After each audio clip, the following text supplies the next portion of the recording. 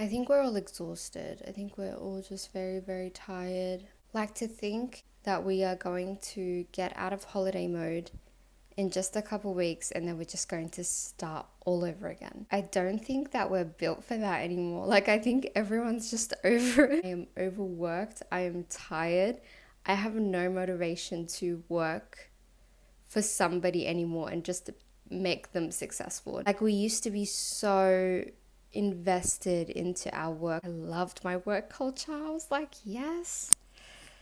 But now it's like, I think COVID has definitely isolated us from our want to contribute to the society that we live in, because we've all realized that like a 15-year-old girl can like do a little dance on TikTok and then she could just become a millionaire. So we're just all sitting here working 45 hours a week saying like, I don't think we used to be this exhausted. Not only don't want it anymore, but now we kind of like despise it. Yeah, I don't think we're about that anymore. Honestly, like I have no solution for this issue. I always advocate like, well, I won't say I always advocate, this is the first time I've said this, but I want everyone to have some sort of side job or side hustle, just giving to your passion a little bit, giving to your dream a little bit, even if you are realistic about your goals and you're thinking, oh, I'm not going to make it in this area, but just doing it for the sake of like having fun and feeling fulfilled. Like you're filling your cup in some way. You're doing the things that you want to do, as well as doing the things that other people are demanding of you at work or at school. And that's why I think people are so isolated, because they get to go home. So I think like people are either withdrawing from society, just doing work for the sake of doing it, just to get by, just living and waiting for it to stop. That really hurts my heart, but I have seen some people that are actually like that, and it hurts me, because as much as I am really sad, as much as I am going through a lot, I will never let myself get to that point where I like withdraw from society fully and just get by kind of thing. I didn't know where I was getting this information from, where people just like withdraw from society, and then I realized I studied this. It's called strain theory. His name is Robert Merton. He basically said that people participate in deviance, and when I say deviance, I don't mean that withdrawing from society is what we, like me and you, think is deviant. It's called deviant only because it doesn't go with the status quo of like what is expected of us. So what is expected of us is to grow up, go to school, go to university, work, have a family, do all those things, pay off your house, travel, retire. You know, that's the status quo of what is expected of us, at least in our society, at least in this society. We've heard of the American dream, the Australian dream, all of that. And what Robert Merton, and I think all of sociology, classifies as deviant is what goes against the status quo. So you don't actually have to be like a deviant criminal to be classified as deviant. I will be classified as deviant because I am on YouTube.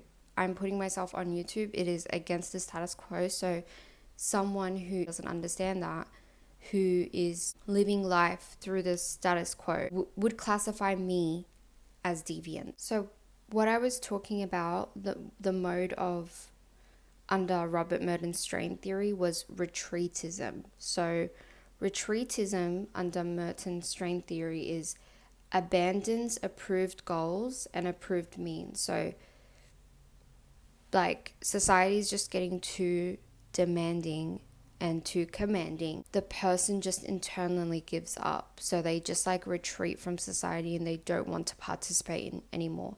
And that's something that the government needs to also understand. It's like you're putting so much pressure on your people that they are actually like, they don't have the mental and physical capacity to continue anymore. And I think, if playing devil's advocate, I think if I was the whole governing body, which I know it doesn't work that way, but let's just say that I was, I'm not going to put so much strain on my people if I'm wanting to benefit off them. You know what I mean? Just a thought. Other modes of Robert strain theory: conformity. So conformity accepts the goals. Let's call it the Australian dream. We accept this goal, we pursue them, and we do it through approved means. So we do it legally, which is all of us, I hope, are going through this and doing what we need to do in legal means. I think that we are all going through this path because we just don't see any other way. We're just like, okay, like, let me just do this. It could be because like other people are also doing the same thing and they are scared to follow their dream. So it also influences us to not follow our dreams. It's just like, okay, like, we're working, we want to make money, let's just do that. And we'll do it legally. And then by the age of 56, we will buy a home. The next one is innovation. I know some people that are innovative. I'm kidding. So it's accepting this Australian dream, but they use disapproved means to do it. So basically, it could be illegal for us to get there, or it could be just looked down on, which is also really sad. Like, just imagine how strong this desire is that is pushed on us, that people actually do bad things or go through illegal routes to get there. Capitalism is that difficult. Like, it's that hard. Like, it's like that people are like, you know what? I'm going to make these very illegal decisions to get to where I want to be. Which is like horrible. Like, why does life have to be so hard? Like, what are you doing? Like, not the individuals, but like, why are we in this system? Just like, I'll get to rebellion and let's see if all of us want to participate.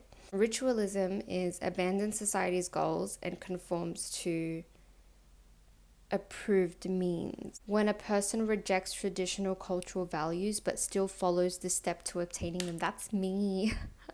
That is me. That is me. It's like, I have nothing else to do. So, like, I want to live. I disapprove of this completely, but I have no power. So I'm just going to have to like mirror and just be ritualistic and like just do the same thing over and over again. That's what I meant when I started this video. Like, we're just all tired. Like, we're just doing the same thing. Like, anyways, then we have retreatism. So abandons approved goals and approved means. So basically just withdrawing from society, which is also so sad. I am hanging by a thread when I tell you I am so close to practicing retreatism. I think a lot of us are. Like, what do you mean, like, $500 for an ambulance? What do you mean insurance? Oh, I need to get... Why? Rebellion, the last one. Challenges approved goals and approved means. So that's like, we protest, speaking about it. So you challenge these approved means. So in terms of that, let's talk about insurance. What do you mean?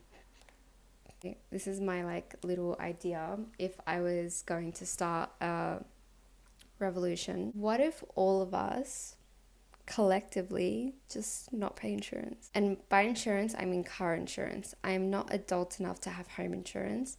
I am not adult enough to have life insurance, but I'm just talking about car insurance. Okay, so like, let's just focus on car insurance.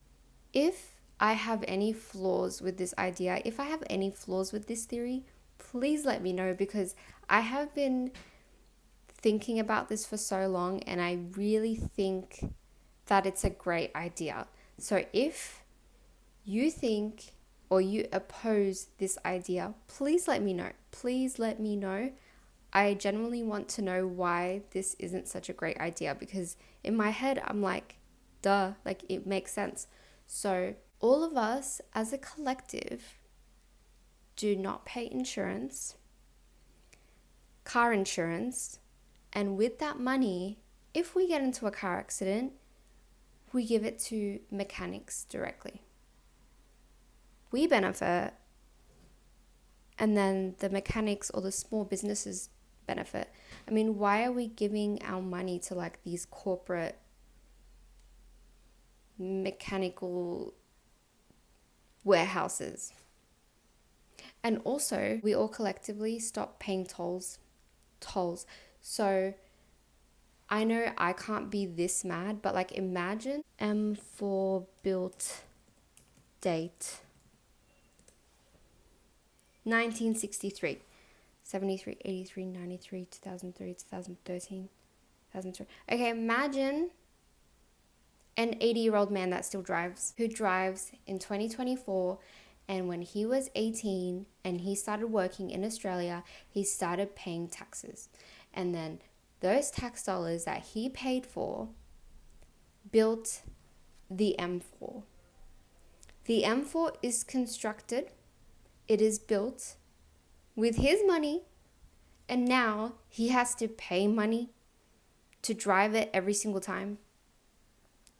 Now, if I was that 80-year-old man or woman, I would be so mad. But I'm still mad because, like, what do you mean everyone paid for this and now we have to pay to drive on it? And I think there's like a new M6 or something coming out. So, like, let's just all stop doing that. That's what I think we should do. I think we should all collectively stop doing that because they can't get all of us. Like, what do you mean? If all of us just stop paying tolls, if all of us just stop paying car insurance, what are they going to do? Are they going to lock us all up? No, they can't. And another thing, Rego. What do you mean? Why? And please, I want you guys to challenge my opinions. Like, I actually want you guys to challenge my opinions. Like, I personally think that this idea is bulletproof. I'm thinking in my head, like, why can't this work? So pop your discourse in the bottom. Why is registration important? I want to see why this is so important. And I want to see why every 3 to 6 months, all of us have to go broke and give the government more money just to tell them that our car is being driven on the road. Like, of course our car is being driven on the road. The vehicle must be registered for you to legally drive it. Why? If you are in an accident or stopped by law enforcement, you'll be asked to show your license, proof of insurance, and registration certificate. If you don't have a current registration certificate with you, you could be fined or your vehicle could be impounded. Okay, but why? Like, why do we have to pay for you to know that our car is being driven on the road? Why can't we just tell you? If it's that important to you, like, we can just send you a text. Like, the only reason that it's showing me is that non-compliance leads to penalties. Why do we need registration for cars? To determine vehicle ownership and provide data when tracking a criminal or assessing taxes. Okay, I'll give you this. We will have our cars registered. But why do we have to pay to do that? Like, if you really need to determine vehicle ownership and provide data when tracking a criminal or assessing taxes, like, why don't we just register for $1? Like, what are you doing with millions of Australians paying you like $1,000 a year? It's just so annoying. Like, anyways, Merton strain theory. I have realized that I am a ritualist. So please tell me, out of Robert Merton's strain theory, are you a conformist? Are you innovative, ritualistic, a retreatist, or a rebellion? I think we should all collectively be rebellions, but let me know. So as we have a new year approaching, there's always going to be one boss that's going to be like, come on guys, holiday mode is over.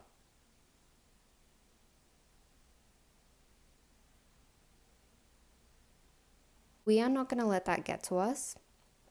What we are going to do is go to work and leave work at work, unless you are very passionate and very blessed to work and do something that you absolutely love, then stay there.